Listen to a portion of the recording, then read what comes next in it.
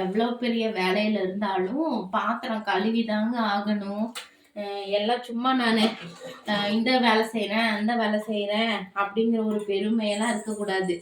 எந்த வேலையா இருந்தாலுமே நீங்க பாத்திரம் கழுவிதான் ஆகணும். வீட்ல இருக்கிறவங்கள வந்து ரொம்பவும் மட்டம் தட்டி பேசாதீங்க.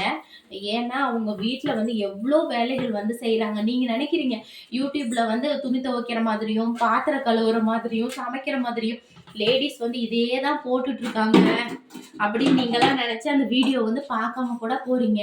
ஆனா எங்களுக்கு வேற வேலை என்ன இருக்கு? இதுதான் வீட்ல இருக்கிறோம் அப்படிங்கிற பேர்ல வந்து குழந்தைங்கள பாத்துக்கிறதும், பாத்திரம் கழுவுறதும், துணி துவைக்கிறதும், சமைக்கிறதும் இதுதானே எங்களோட வேலை. எக்ஸ்ட்ரா நாங்க வந்து செய்யற வேலையை வச்சு சரி யூடியூப்லயாவது நம்மளுடைய வீடியோஸ் எல்லாம் போட்டு கொஞ்சம் மைண்ட் ரிலாக்ஸ் ஆகும்னு சொல்லி தானே நாங்களும் இந்த மாதிரி யூடியூப் வந்து ஸ்டார்ட் பண்ணி வீடியோஸ் வந்து போடுறோம்.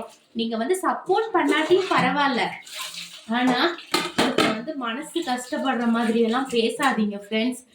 ஏன்னா நான் எல்லாத்தையும் சொல்லலை, நான் பேசுறவங்கள தான் நான் சொல்றேன். ஏன்னா அப்படி பேசும்போது அவங்களோட மனசு வந்து எவ்வளோ கஷ்டப்படும் யாருமே நினைக்கிறது இல்லை.